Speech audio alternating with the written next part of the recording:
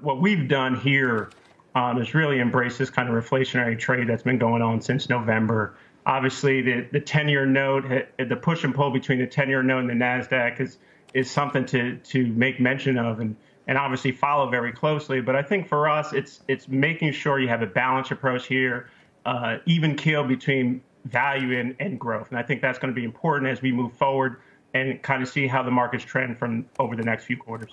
Mike, oil prices, noticeable pullback for the week as a whole, a little bit of a jump today. Is that something that could start to take the wind out of a sector that, of course, has been incredibly strong so far this year? Yeah, it's been an excuse to, I think, skim a little bit of sort of the momentum gains out of energy. But it's interesting, though, because it was pretty much a neglected, just cast aside group several months ago. And then with this revival, when you see people getting more excited about the demand picture, and maybe we're not going to see a similar supply response this time because of long-term secular issues, I think people did kind of make up rationales for why there was a lot more to go. And one of those would be if you looked at a 10-year chart of energy versus the S&P, because it looks like it's just barely even budged, even though it's up vastly for the last several months. So to me, it definitely requires some kind of consolidation. And $60 was a pretty significant area to get above and see if it can hang above there for a little while longer.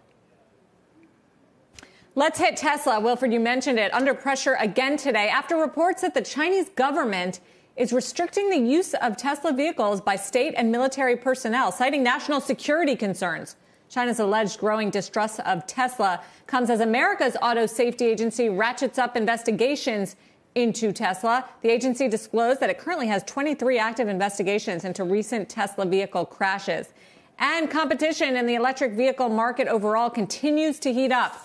Barclays upgrading shares of Ford to overweight, predicting the company will likely aggressively shift its strategy toward battery electric vehicles in the coming years. That's really helped Ford and GM. Jason, how do you play this theme? And is Tesla risky from here? So it's a great question. I think Tesla for us has been a trade. We've been trading in and out of it over the last 18 months. And I like this move with Ford. I like this move. I've liked GM. We've kind of played the do-it-yourself market, with AutoZone, which we actually moved out of recently. But what I will say, I like the alliance with Ford and VW. I think the increase in competition is a good thing. And I think there's obviously a lot of upward trend and movement here, and I think it's an opportunity to jump in and be a part of it. Shepard Smith here. Thanks for watching CNBC on YouTube.